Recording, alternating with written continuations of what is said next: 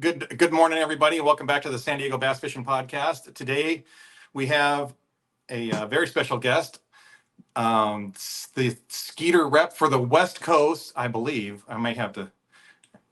Justin Hanold. How you doing, Justin? Great, Bruce. I appreciate you having me. Yeah, well, West Coast,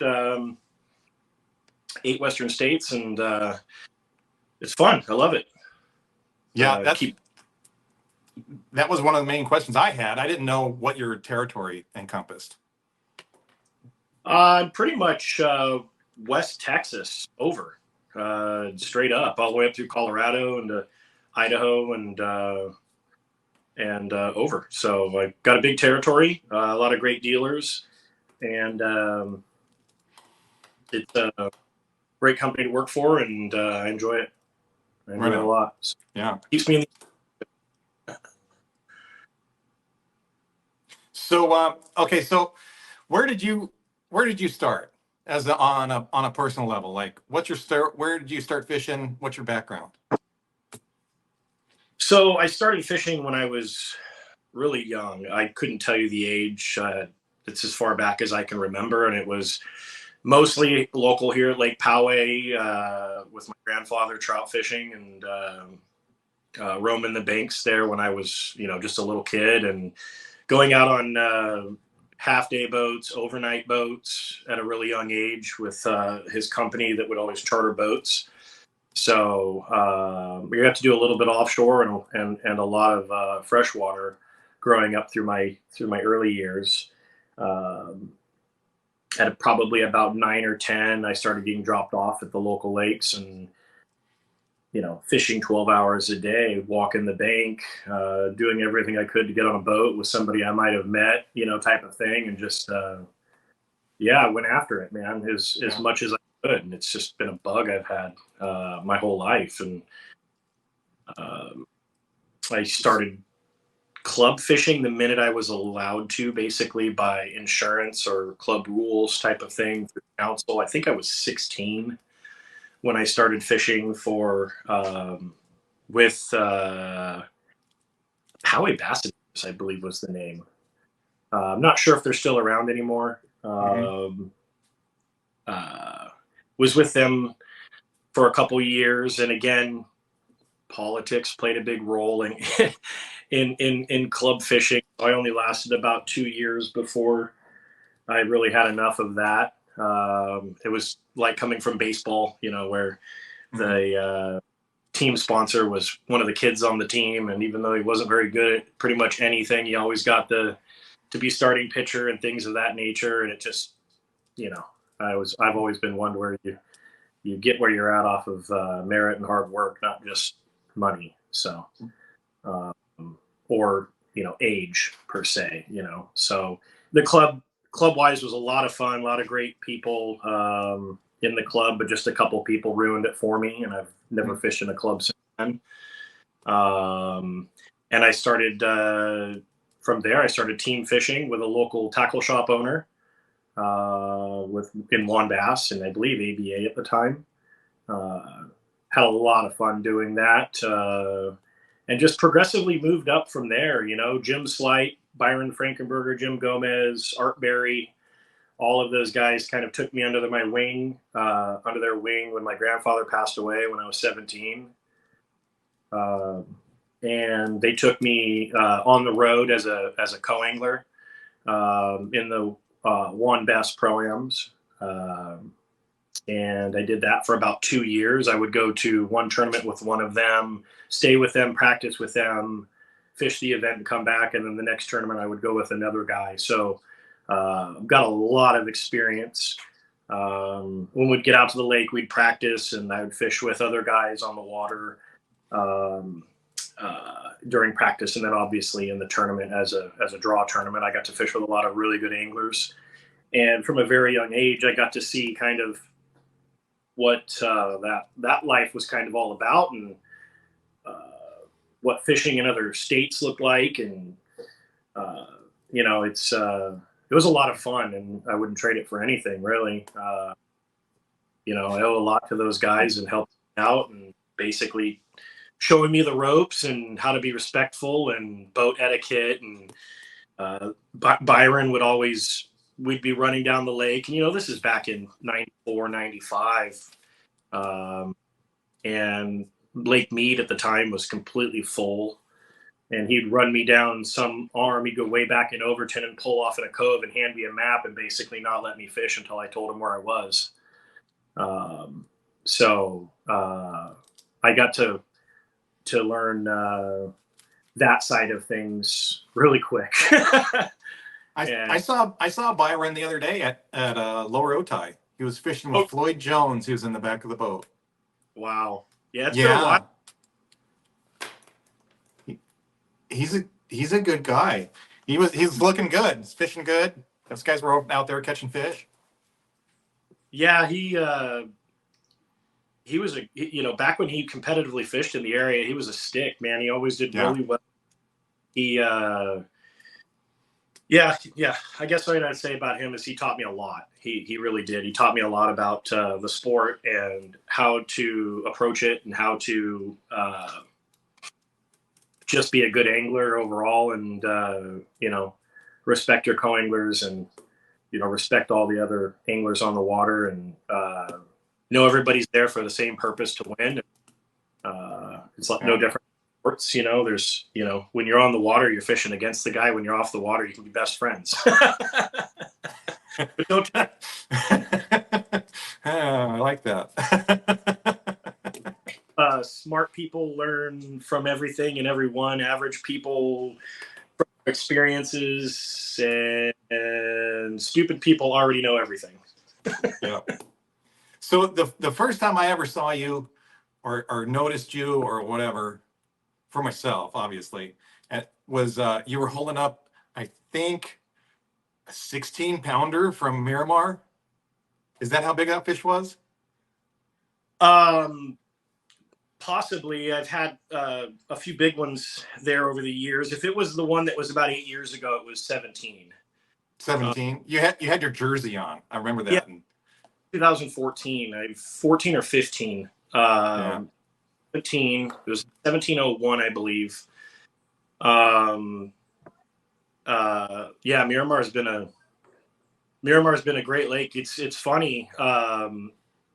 I've caught three double digits. No, I guess four. I've caught 4 double digits out of Lake Miramar.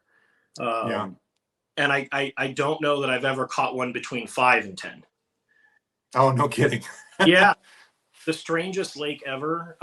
You'll go out there and catch 70 or 80 drop shot fish or jerkbait fish or frog fish during the summer, and people are still doing it. I mean, it's an amazing hidden little lake. The fish back to that time was only around a pound and a quarter, and if you caught a 2.5, it was a great fish. And then just every once in a while, you would bump into one of those big females on a bed, because during the summer or fall, it doesn't happen. You don't see them. You can't catch them. If you're lucky, find one on a bed out in the middle of one of the pockets in the spring, and that's the only way you're really going to catch it. However, my largest fish out of that lake, I caught it right in front of Dean Rojas and Doug Bockler, one of the relief pitchers for the Padres back in the day. It was in the 90s. I want to say it was 96. Okay. They were fishing about 50 yards away from us, and I didn't realize it at the time, but I should have turned in for an IGFA world record. But I had caught a 17.98, basically split shotting with 6-pound triple fish line. Oh, no kidding. Yeah. Everybody in Mira Mesa heard me. Yeah. And but he came over with the trolling motor on full blast with a net to help us net it, because I didn't even have a net in the boat that I was in. So, and then that same year I got a 1643 out of there, but that was on a bed. Yeah. And then the 17 that I caught about 7 or 8 years ago, I'm pretty sure it was on a bed too. It was during full spawn. Fish were all over. And it was pretty good that year. It's really weird how that lake goes in cycles. It'll be great for big fish for a year or two, and then it goes 5 or 6 years, and then all of a sudden it's great again. Yeah. Like, it has how long they leave the water down there. And how many tules get killed off to open up the water a little bit, how many of those back pockets fill in with debris so they can't spawn back in the tules. But yeah, no, Miramar is an amazing lake for really, really big ones and really, really little ones. And the ranger used to take us out to the tower, actually, back when I was just a kid, and we'd go up on the tower and look down. And I remember there was always these two fish that sat on that tower, and there's these chains that hang down with these big concrete cylinders on them.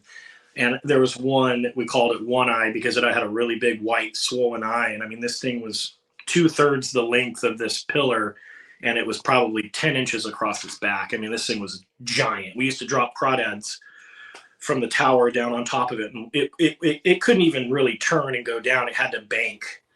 It was so long. All sides until it got down to it, and then it would straighten itself out. It was unbelievable fish, absolutely a world record fish. But yeah, good old days, man. Good old days. Yeah.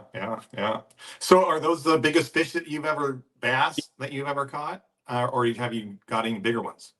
No, nothing bigger. Those are my three largest. Okay. I've gotten a handful of 15-pound class at other lakes. I've got one, well, they're both really low 15s, but they were 15s. And then, yeah, we were just fortunate to grow up in San Diego, you know? Right, at that time, that magical time.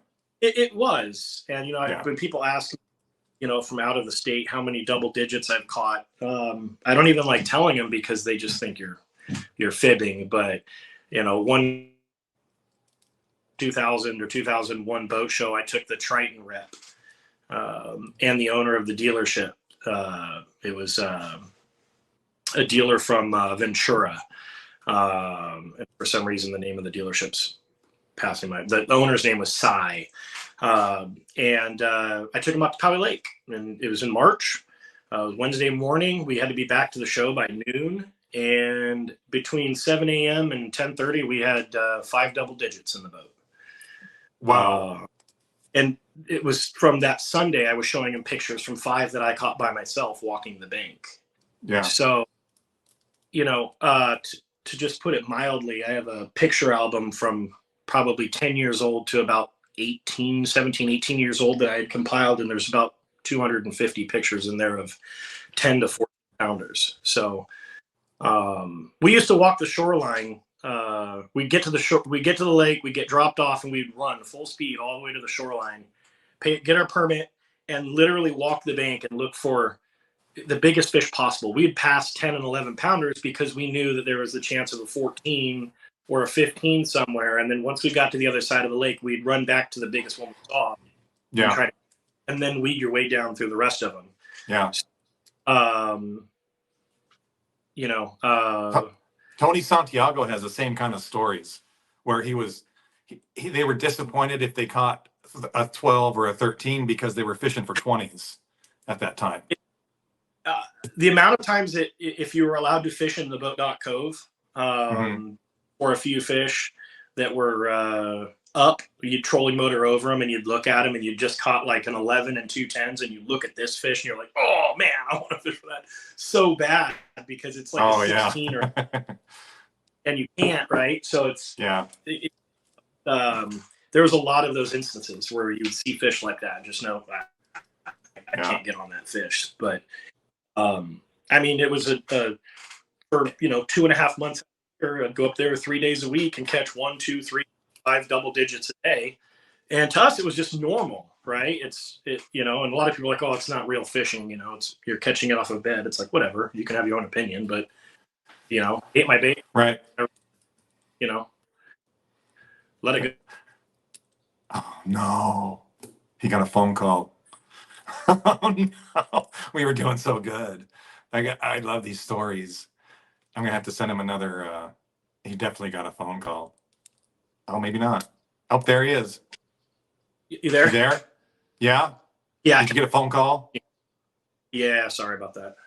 Nah, that's no problem. I'm surprised it let you back on, because when I get a phone call, it's done. Like I gotta restart the whole thing.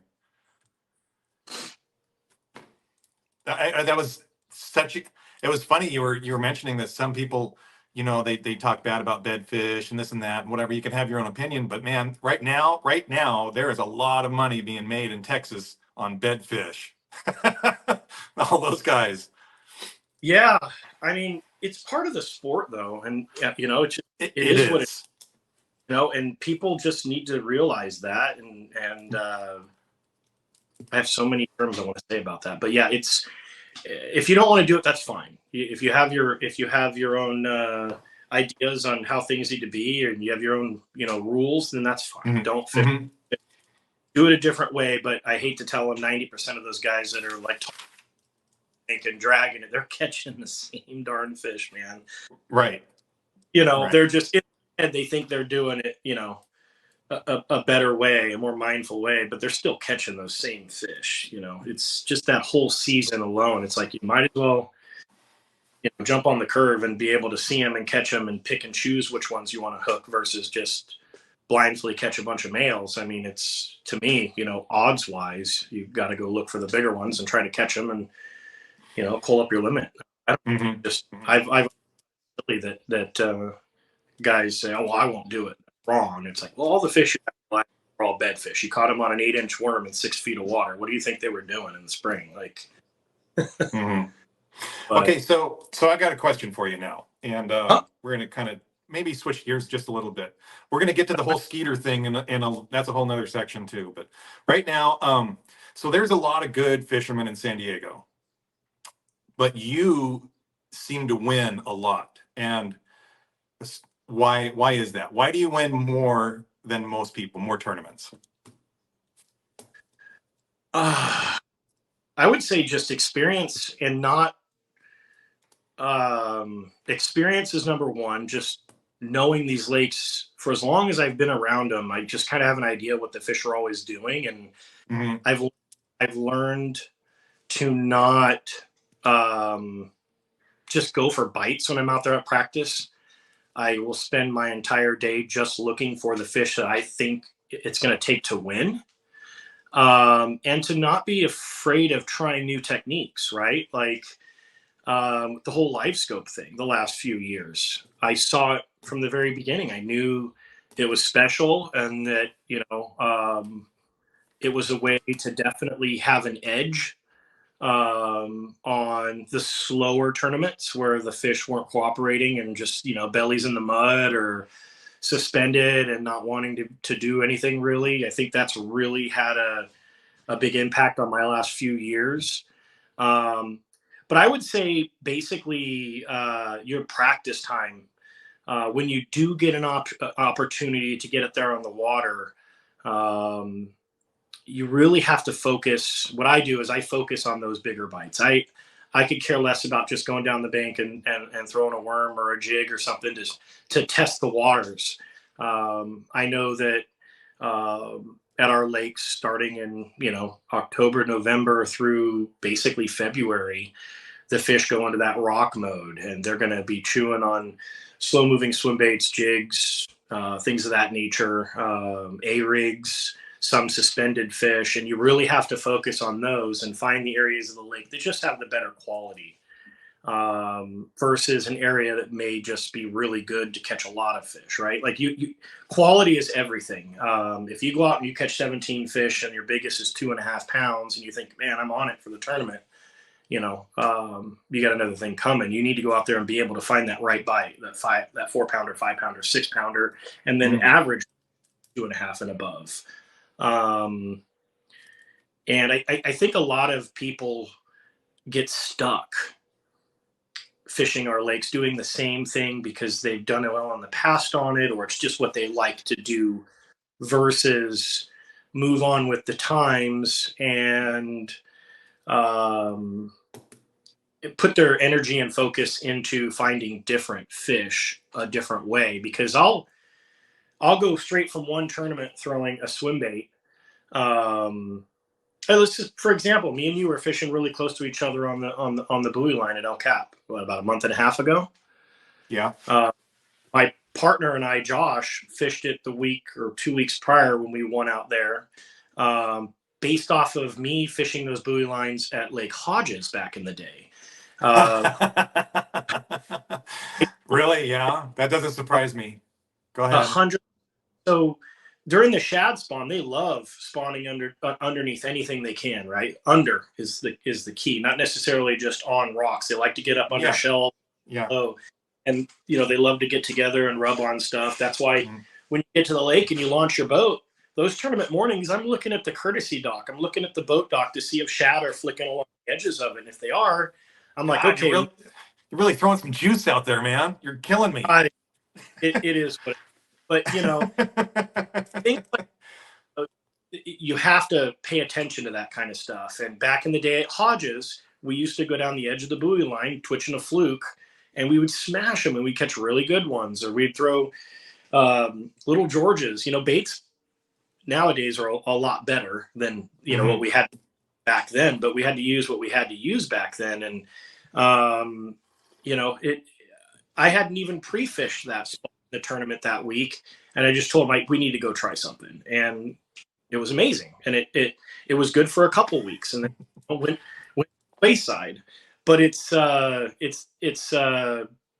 things like that, just experience, just remembering like what everything used to be and how you used to be able to catch them back in the day. And it doesn't always work, but been through so many situations to where you get out there and you're like, man, this seems eerily similar to 10 years ago when this was happening and that was happening. And I remember we whacked them on a rattle trap, and you go out there and you start doing it, and you're the only boat out there. Next you're loading the boat, and it's it doesn't always happen. It doesn't always happen. Right. But with the introduction of new baits, new stuff, I mean, we've been using live scope since before COVID. Norling and I were utilizing the landscape mode. I'm drawing a blank right now on the Garmin for a long time, chasing breakers, and we had an edge for a couple of years chasing around breakers using that transducer and doing really well, helping us find where the school is moving and where the bait is, and we've progressed from there over time. And like I said, you got to figure out that next little edge and always stay on the curve, or you're going to get left behind. I wish I had time to pre-fish more. I usually get about 1 day on the water for practice, but I like to just see what the water level looks like, the water temperature, clarity, what the bait are doing mostly, and I can kind of figure it out from there some of the time. So yeah. So do you have any favorite baits, like things that you like to fish? What's your preferred method, or is it just I'm just going to go out there and go fishing and catch what I can and use whatever I have to? I don't have a preferred method. What do I like to do the most? If I could frog fish every day, all day, that's what I would do. Yeah. Love frog fish. In Florida for almost 5 years. I was 10 minutes away from the Everglades. I fished, the Thursday nighters, and I fished weekend tournaments every weekend. And you go through 4 or 5 frogs a day, not necessarily losing them, but just catching so many fish and ripping and tearing. You're, 50 to 100 fish a day with your eyes closed, year round. If I had one bait that I wish I could catch them on every day, it would be that. But to be honest with you, I don't have anything I like enough to where I throw it, every trip. The season moves on, and so do the baits. I'll be throwing a lot of worms, swim jigs, rattle traps, crankbaits in the late fall, early spring, winter, basically. And then as you forward, your baits change. They downsize smaller to match the hatch with the spawning shad, and you'll be going to an A rig, a spinner bait, smaller crankbaits, things like that. And I've forced myself over the years to learn techniques that I don't really like to learn. I would go to Lake Miramar, and I spent one summer throwing a jerk bait, twitching it left-handed. Just so when I'm on either side of the boat going down the bank with a partner, I can jerk a jerk bait, right, left-handed and have the same exact momentum and the exact cadence without wearing out either one of my arms, just as an added benefit, I guess. I don't know. I forced myself to do those kind of things. Mm-hmm. Yeah. Yeah. It's like skipping left-handed or skipping backwards, skipping from the back of the boat instead of the front of the boat kind of thing. Skipping Yeah. under I mean, docks. You got I to love practice. skipping. You have to. And Yeah. I couldn't, I was 12 to 15 years old, how much I used to go in the backyard and flip into coffee cans and solo cups, just to practice and learn. In fact, when I was 14 or 15, I won the flipping contest at the Fred Hall show in San Diego. And it was me, Dean Rojas, Art Berry, and somebody else all made it to the final stage. And I was 14 or 15, and I beat all of them in the flipping competition. So, I guess That's a good story. I think the bet with Dean is that if I beat him, he had to wear a Triton hat that day or something silly. Yeah. So yeah, it was a lot of fun. And again, you have to hone your skill, right? And Yeah. it's one of those things where if you're really into it and you really want to learn how to do this or that, it's practice, practice, practice. So, and experience, I think is pretty much the only thing to answer your question on is experience, I guess. Yeah. And not being afraid to try different things and to learn. So do you have any confidence baits that you fall back on when things get tough? I mean, if it's tough to where you need to get a limit, I mean, you're silly if you're not drop shotting. Right. I mean, that's how I feel. That's as close as you can get to like using live bait. I feel it's, super finesse. It's a no-brainer bait, that or like a thin Senko. Right. You go down the bank and you throw. You think like a Nico rig is up there with a drop shot, like underneath it kind of thing, as far as bites go? Yeah. I've never really been a Nico type of guy. I just fly line. Okay. That's one thing I never got into or never really learned very well is that Nico. I did throw it at Havasu when it first came out a lot because they seemed to like it there in the grass, but a thin Senko down the bank and a drop shot. Things get fifth fish.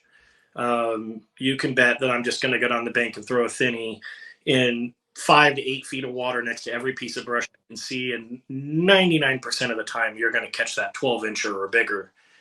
Right. Like Sand and all these other lakes, Diamond Valley. I mean, I've caught 35-pound bags on a thin Senko and 5-pound test. So it's not just a small fish bait by any. But it definitely gets bit better than I would say most baits. So confidence-wise, if I needed to catch fish, it's going to be thin Senko or a drop shot. I mean, all day. No problem throwing those whatsoever. And there's a lot of guys out there like, oh, we'll pick up a fairy one. And it's like, okay, bub, you've got 3 fish and you're in 39th place. Don't complain, scopers. You can go on the bank and throw a thinny or a drop shot to catch your last 2. I know it's not on a swim bait or, whatever else, but like. Not on the cool stuff. Yep. I love me a spinning set. Yeah. So, let's see here. I'm going to jump into the whole Skeeter thing now. So you're the Skeeter, the West Coast rep. You cover a lot of territory. How did you get your job there at Skeeter? Was it because you knew somebody? Was it politics? I mean, it's kind of, but again, it's just, I've been in the industry so long. Yeah. Going to since I was, a little kid. I went to boat shows, and at 18 years old and older, I literally went to every boat show, worked it for this or that sponsor, or just helped volunteer for helping somebody out, like a local tackle store. Oh, fuck, you got another phone call. Pardon my French. He can come I'm back though. Yeah. you got all right. Sorry, it's dealers Yep. calling me. Um, No, I understand, and so I'm so happy with this interview. It's going great, and I really appreciate it. But go ahead. How'd you get into Skeeter? so so basically, out of high school, I went to I started working for a map company, fishing hotspots map, Baja Directions, and I was basically the sales guy for that company. And I had, I don't know, 65 tackle stores from basically the border to like LA. And I would drive around all these and restock their shelves with their maps and things of that nature, and be on the phone and talking to them and learning that type of stuff. And then um, the drive was just killing me. I was driving to Solana Beach every day from Poway, and I wasn't really making a ton of money, but I loved what I was doing. I was working all the shows at their booth. You there? Yeah. Yeah. Okay. I was working all the shows at their booth, meeting people, having booths next to other vendors, meeting them, knowing them, just face to face with a lot of people over time. And then I went into the auto industry for some time. Uh-huh. Just to get a grown up job, basically get a job where I can afford my own place, my own boat, my own truck, and all of that. And did really well in that industry for a long time. Still was able to fish a lot of the team tournaments. Took time off to work the boat shows, and then an opportunity came up to where I could. I went up and worked for AIM Marine for about a year and a half or so before I moved to Florida with my wife. So I got to know reps, engine reps, boat reps, tackle reps, selling boats, getting to know national sales managers, customer service managers in the industry, things of that nature. Moved to Florida, started to work, and was a general manager of a boat dealership out there, or sales manager, I guess, for brands. I don't know what you would really call it back then. I was basically just presided over sales. And just did that kind of stuff and sold more boats. Just was in front of customers' faces, more reps' faces, boat shows, getting to learn the ins. That's really it. And then as I came back out here, when we moved back to California, I went to work for Bass Pro Shops because my wife was working up in Riverside for a short amount of time. And while I was in that area, I decided, hey, let's try a hand at the retail side of sales in the industry, because I had known the independent side. And while I would never trade it for anything, I would never do it again. That whole retail side of things, the way that everything is ran in that situation, just wasn't a great fit for me. I did it for some time, and I actually went over and ran their service department too when they restructured all the stores across the U.S. And I was the GM of Tracker Marine up there for, I don't know, it was a 6 or 8 month period or so. And then I went over and ran the warehouse for the service side of things. That gave me a lot of insight, know-how. Work. All right. You're good. And then I went over to work for, I know this is a long drawn out, but this is basically how it went down. I went over to Sun Country Marine, worked there in the service department, running the service department, and doing sales. Got to meet a lot more reps in the industry that are on the edge of the bass fishing world. And we picked up Skeeter at the time, and I got to know upper management at Skeeter in working with them at boat shows and things of that nature. And when we moved back down to San Diego, I became a yacht broker down in San Diego for a short amount of time. And then, I basically got the call from them saying that, hey, we need somebody on the West Coast. Yeah. And it just went from there, and I've been doing it since 2013, 2014, I'd say. So why should I buy a Skeeter? What sets Skeeter boats apart from the other brands in the industry? Why should I'm going to buy a boat soon, or at least I want to, but so why should I go with a Skeeter? Well, so that's a great question. The one thing that I tell people they have to do is drive the boat. Okay. you've got to drive the boats. You can't just look at it. Obviously, it has to be appealing to you, number one, right? Mm-hmm. If it's not appealing to you, any brand, if it's not appealing to you, the chances of you buying that boat is slim already. But I would say that the number one way I would get you into say buying a Skeeter would be to drive all of them. Drive the Skeeter, drive the Ranger, drive whatever, right? And decide for yourself what suits your needs the best, because everybody has different needs in a boat. Everybody, guys will buy the boat for the seats. Mm-hmm. Guys will buy because the rod locker is organized the way that they want it. Guys will buy the boats because the console is what they like, or the live wells, or you would be shocked at how many people buy boats for whatever reason, right? So Yeah. I don't have anything specifically to tell you on why you should buy our boat over anybody else. I would say that we definitely care about our brand. We care about our product. We care about our customers. And we do everything that we can to help everybody whenever it's needed. Even, post warranty, we do everything we can to still try to help. Yeah.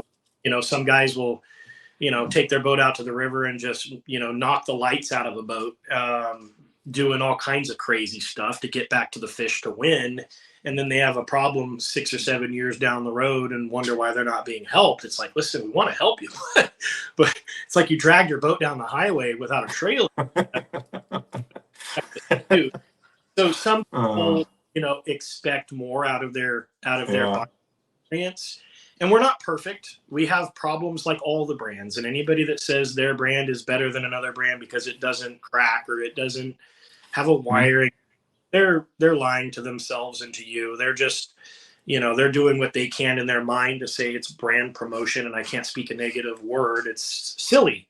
These are handmade by people, and from what I've seen, they all care. Do things happen to where it's the boat doesn't come perfect or something was miswired? It happens all the time, but it's how it's handled after the fact that makes it big, right? It makes everything. It's getting it handled and getting it fixed. As you've seen out on the water, there's a lot of Skeeters on the water, a lot of newer ones, a lot of people that I've known time, and I love to be able to help them out. I'm right there on the water. They can call me or text me anytime to ask me, hey, doing something weird, like, how do I fix this? And I'll tell them, or I'll get a part for them, or I'll set up the appointment with the dealer, or if they want to get the motor work done down here, or whatever the case may be. I do everything I can on my part of it to make it right or to help them in any way possible. So I guess having in this general area, not just my whole territory, I think that's a benefit. But I mean, again, ride and drive, man. You've got to ride them. You got to drive them. You got to fish out of them. I would say that you'd be hard pressed to find a larger front deck, especially on our Twitter. I'm not sure if you've seen me out there with my partners other than Tom. Tom's skinny, but I've got some big buddies that are my size or bigger, and we're elbow to elbow, side to side on the bow of that boat. I have 2.5 feet of deck to the left and right of my pedal. And we go down the bank parallel, fishing comfortable, without touching each other. So I would say the comfortability portion of it, like just how wide the boat is, how much storage it has, it just makes it a really comfortable boat to fish off of. And they're fun to drive too. We have a torque transfer system, one of the only ones in the industry, to where our engine is basically, our jack plate and engine is directly bolted to a chassis per se that goes down into the stringer of the boat. So when you accelerate in our boat, you can feel the whole boat take off versus feeling like an engine pushing a boat, if that makes sense to you. It feels kind of jet ski or a IO boat versus a boat that's getting propelled or pushed by an outboard. It feels more as one. So that helps with of the boat. It helps with acceleration. It helps for performance and turning. But again, I don't want to sound like I'm selling it. I think that the smartest thing you would be able to do is drive, these brands. Yeah. We lost him again. He froze up. We're 40 minutes in. Come on, come back on. I don't think,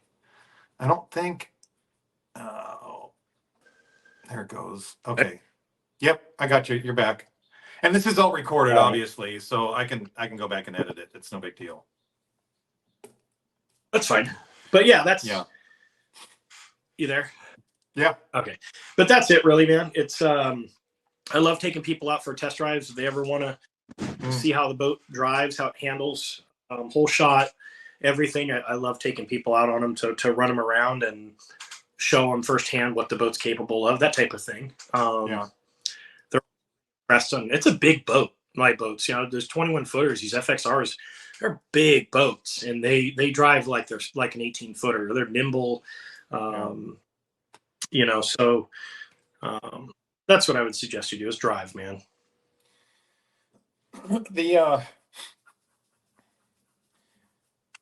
Okay, so this is kind of a what let's see. Do you think is technology good for the sport of bass fishing? 100%. I know you feel pretty strongly about this. I do. Yeah. It's it's like flashbacks of going back to the club fishing, Bruce. Yeah. And here I am, a 16-year-old kid winning all the tournaments. I don't want to sound like this is cocky or anything, but this is the true facts. I fished 22 tournaments. I won 18, and I got second or third in the other 4. Yeah. And it bothered a couple guys to no end. I mean, there's guys that'll watch this podcast that'll get on there and vouch and say, yeah, it was bad. I mean, it got to the point where like Tournament of Champions, they were trying to like say, well, is he an insurance liability? Maybe I should go and fish the tournament. He's young. His boat isn't that nice. We should represent the club better. I'm not even kidding. This was stuff that was being said. The top 6, I think it was, where there's like 3 boats and 6 of your guys, right? That's still a thing? Yeah. Yeah, it is. Okay. So it was in that club, it was first place, second place, and third place got to use their boats. And if they were boaters. Yeah. And 4th, 5th, and 6th went in the boats with the other guys, right? Yeah. I remember AOI, the guy that he got 4th, 5th, or 6th because he wasn't going to be using his boat. I remember him specifically saying, well, he can just fish with me because my boat's newer and nicer. We need to represent the club in a better way, that type of thing, right? So right. I said, I'm done with this, and I think several, I was trying to bring more people to the club, and they're great guys, really, really nice guys, good fishermen, which I think is why they got blackballed. Seriously, brothers, the nicest guys in the world. They don't even fish anymore. They were friends with half of the people in the club. They fished 3 tournaments as guests in different boats, and everybody loved them. But in the club, if you got 1 black ball, it didn't matter. It just needed to be 1. Yeah. The person couldn't be in the club. Yep. And somebody blackballed both of the brothers. And I was like, I'm done. I walked out of the meeting and I never went back. And I look at it almost the same, moving forward over the years in baseball, the kids getting treatment because dad pays more money as a sponsor than, this. And then you getting into this and you got these people complaining and whining about people doing really well using live scope. And it's like, man, I'm looking around and 85% of these boats all have live scope. Okay. There's 5% of those guys 5% of the guys that don't have it maybe can't afford it. Okay. And then the other 10% are just stubborn and won't put it on their boat. All right.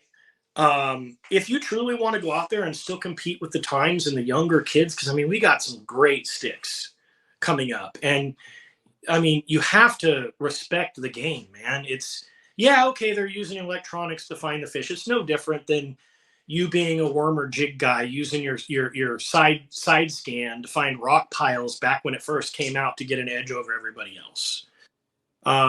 It's part of the sport. It's not going to go anywhere. It's probably going to get better. And either learn it or don't. Yeah. seriously, if you're too stubborn to do it and you get mad because some young guys that haven't been around long enough, what do you mean they haven't earned their wins because they haven't dragged a worm for 25 years? Like That's a good. I like that. That's a good way of putting it. I just don't get it. I mean, look at the Olympics. How many guys out there in the Olympics are 18 to 22 years old? What about the guys that have been running cross country for 45 years? Why aren't they still in the Olympics? It's because they got passed up.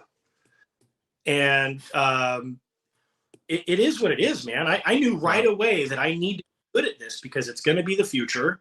Yeah. And I've been fishing for a while, and I'm still learning every time I go out. In fact, I'm learning that the live scope, it's going to fade because fish are getting smart to it. They can sense it now. It's a lot harder to catch them.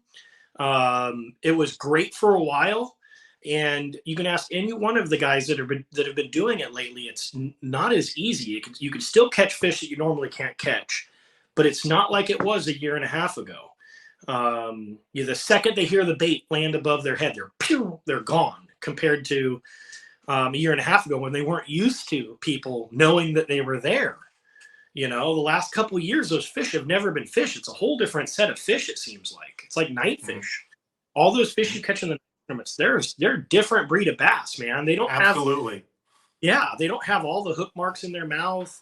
They're, those are the nocturnal boys and girls. And those offshore fish, they live out there chasing that fin bait around. And, man, they were never messed with for years and years and years and years and years. And here we are messing with them. And like anything, it's just going to be an additional tool in your arsenal in the future to go out and scrap up a few extra fish. There's going to be times when it's like right now in the fall or late summer where fish are breaking, you're going to be able to follow around the school better and be on them. But I mean, what's different than sitting out there dropping an ice jig into a bunch of spaghetti and catching them and catching them and catching them versus dropping an ice jig down on spaghetti on live scope and catching them and watching them eat the bait, actually, right? Guys bragged on the big bass tanks for years saying, I can watch my drop shot go up and down, and there's the fish coming up to it on 2D and catching it. Why weren't they complaining about those guys using their 2D to catch fish?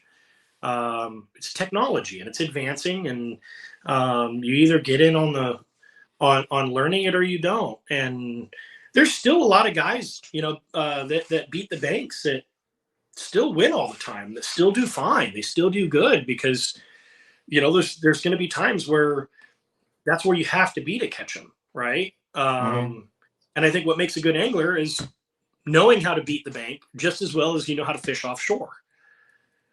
And I think that's going to keep you, I guess, in the money per se, right? At this point, more consistent. So yeah, I look at it and I hear all the comments and I see everything that on social media about these older guys getting on there, and he's like, this guy's only been fishing for 2 years. Biffle would wipe this guy. It's like, listen, guys, it's a whole new generation, and if we want this sport to grow, we have to adapt with the times, because if we just keep it the old man sport that it was forever, the sport's just going to fade and not get any better.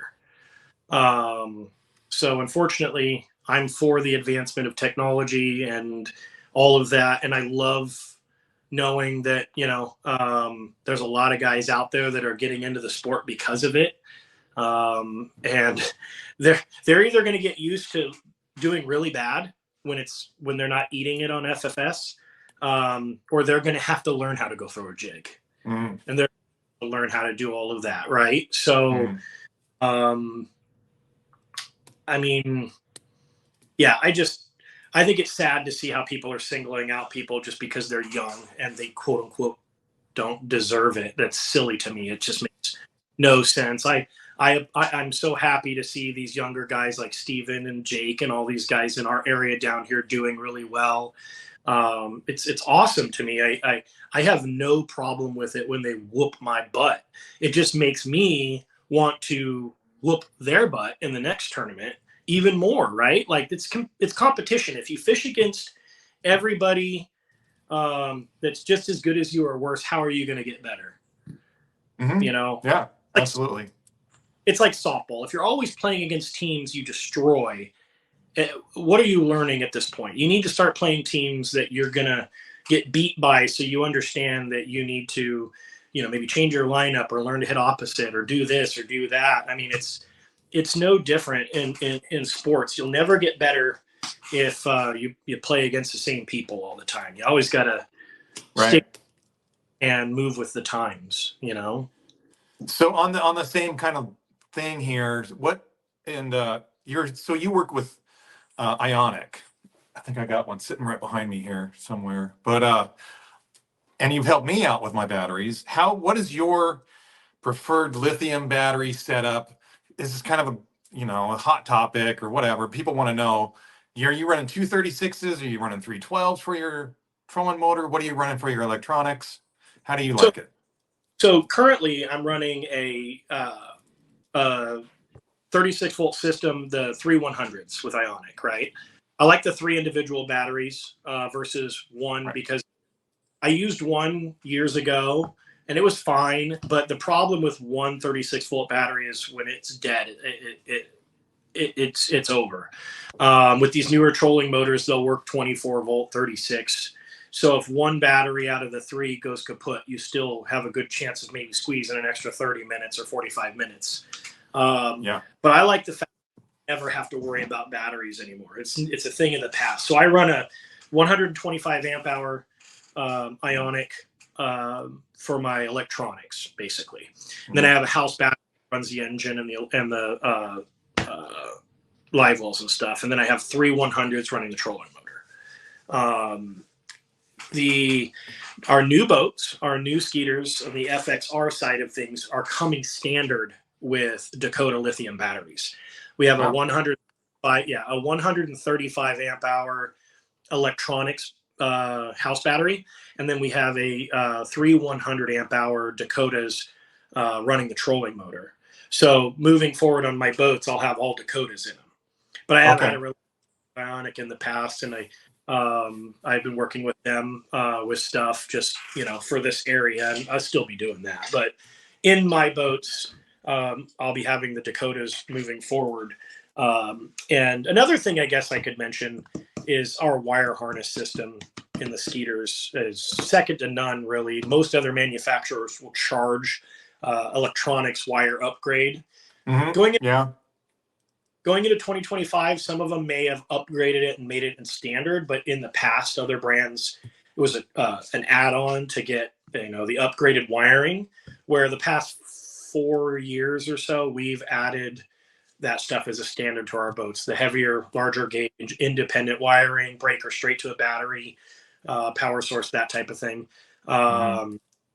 So that type of thing has been great on our side of things. My screens have been crystal clear with the live scope, having that better wiring, and not having to put in that C Clear package or whatever. Basically, what we put in our boats is the same type of system as what you would buy, say, that package, right? So straight power from the battery to the screen.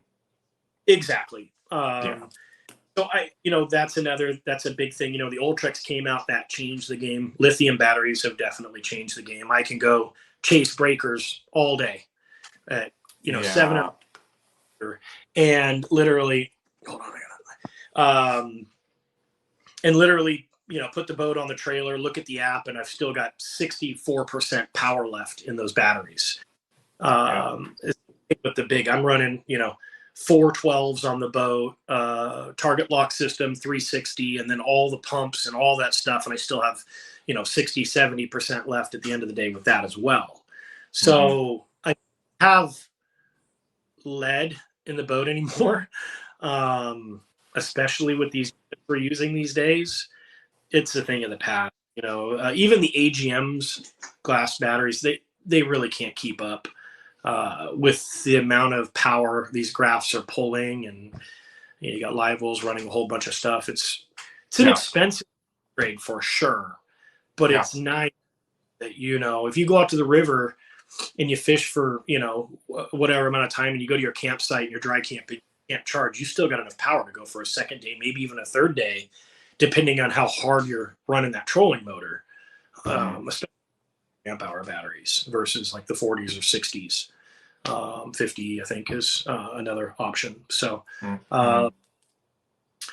yeah, I mean, it's. I have you seen a difference using your lithium since you got it? I mean, have you? Oh, 100%. Yeah. Yeah. I mean, yeah, I'm running 312, 50 amps, which are not big enough for me personally. Now, on a guy that was just running around on the San Diego lakes, it's no problem. It would be great.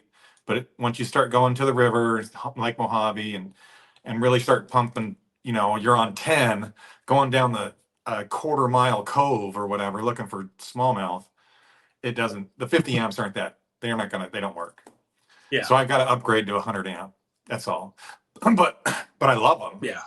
I absolutely love them. I've gone to the 125 amp house battery, which has for my big motor, and it runs everything else. Granted, I've only got two 12-inch screens, and a live target, active target. So I'm not pulling as much as like the guys with the 21 footers like your boat.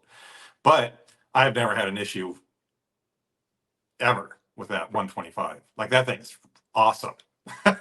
No flickering screens. I went to the straight power to the screens and whatever off the battery. Man, that's one of the best. That whole lithium package right there is one of the best things I've done for the boat. Absolutely. Yeah. Yeah. I mean, it's, I see a lot of these guys, buying $100,000 boats, and then they don't want to upgrade and pay that extra couple $1,000 to put the lithium. Yeah. Yeah, that's a no-brainer. You got to have it. Absolutely got to have it. And then I remember trying to charge them at the end of the day when you're at the river and you've run your battery, your lead acids all the way down to nothing, literally, and you try to charge them and you don't come in the next day with a full charge because it took that long to charge up 331 series or 431 series batteries, lead acids. Yeah, that was a nightmare. It was not easy. I remember all too well at Havasu, man. I remember, plugging that boat in at 6:00 at night and then coming out at like 3 in the morning or 2 in the morning to check on the batteries, and they're still, 50% charge. And I got a house in 3 hours to go fish a tournament all day. Nervous, know, and now it's, you don't have to worry about that. Just a taken off, when it comes down to it, it really makes your, time on the water a little bit nicer because you're not stressing that you're going to just nuke your batteries by 1:00. Mm-hmm. Because I used to, by 1:00, chasing breakers all morning, we're probably going to be dead in the dirt. We'll have to drift around out there, idle onto other schools or something. But it's definitely eased a lot of the pain and suffering that a lead battery can put you through over the year. Yeah. So okay, so you're not only a freshwater angler, you're a saltwater guy too, right? A little bit. I wouldn't call myself a saltwater angler per se. I don't go enough to give myself that title, but I do go. Skeeter, What's that? Skeeter has bay boats and whatnot that you also rep, right? Yeah, absolutely. We have a great lineup of bay boats that do really well in our waters. We have a. No, I might have lost them. That might be the last. That might be the last time we were.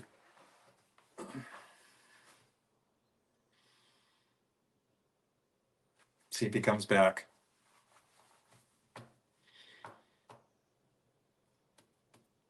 Are you there?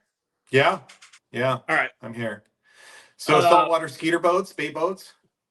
Yeah, we have several bay boats that we produce, and a couple of them are great for the offshore option out here. I've been running it for 7 or 8 years on and off every summer, chasing around the bluefin and yellowfin, and we have some great inshore style bay boats as well for the guys that like doing the bay bass fishing, calico fishing, and going to the islands and stuff. And then like I said, we have a couple other models that have the longer range. How big are your bigger models? Are they 23, 24, 26? 25 foot. 25. Okay. So I have a 25 right now I'm running, and I usually run the 23 to 24 footers, Uh-huh. 2250 or 2350.